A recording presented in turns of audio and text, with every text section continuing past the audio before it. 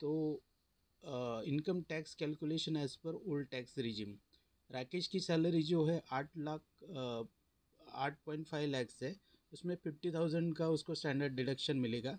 ATC के under वो 1,50,000 के लिए डिडक्शन क्लेम कर रहा है, और मेडिक्लेम के लिए 25,000 का डिडक्शन ईटीडी के अंडर है क्लेम कर रहा है, और उसका एचआरए का एग्जम्पशन आता है 75,000। तो राकेश के टोटल डिडक्शन जो है 3 लाख है, और 0 से 4 लाख तो सैलरी इनकम पे कोई टैक्स नहीं है। तो टोटल उसका टैक्सेबल इनकम आएगा 1,50,000 रुपीज़, जो 5% के रेट से टैक्सेबल होगा। तो tax payable by Rakesh is 7,500 rupees. Ramesh की सैलरी है 13,75,000, उसमें 50,000 का उसको स्टैंडर्ड डिडक्शन मिल रहा है। एटीसी के अंडर उसको 1,50,000 का डिडक्शन मिल रहा है।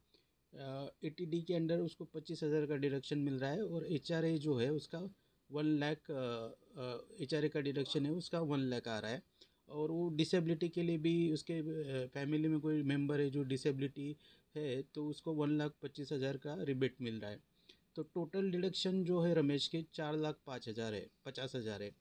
तो 0 to 4 lakhs और 4,50,000 का 8,50,000 तक डिडक्शन मिल रहा है। और आगे का 5,25,000 जो है टैक्सेबल होगा। 4 लाख जो है 5% के रेट से, और 1,25,000 जो है 10% के रेट से। तो टोटल उसका टैक्सेबल इनकम रहेगा 20,000 प्लस 12,500। टोटल टैक्सेबल जो अमाउंट होगी 32,500 रुपया। रितेश का जो सैलरी है 15,75,000 है, उसमें 50,000 का स्टैंडर्ड डिडक्शन एटीसी का 1.5 लाख तक डिडक्शन मिलेगा, और एटीडी के अंडर वो 25,000 का डिडक्शन ले रहा है, और एचआरए का एग्जाम्पशन उसका 1 लाख का है। 1,50,000 उसने डोनेशन टू ट्रस्ट या पीएम केयर फंड में किया है, तो उसका टोटल डिडक्शन, उसका भी डिडक्शन उसको मिलता है।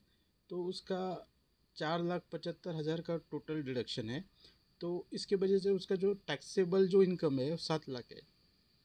तो वो 4 लाख के लिए 5% से उसका टैक्स कैलकुलेट होगा, और 3 लाख के लिए 10% से उसका टैक्स कैलकुलेट होगा। तो टोटल उसका टैक्सेबल इनकम जो आता है 20,000 plus 30,000 is equal to 50K जो है उसका 50,000 जो है टोटल उसका टैक्सेबल इनकम है।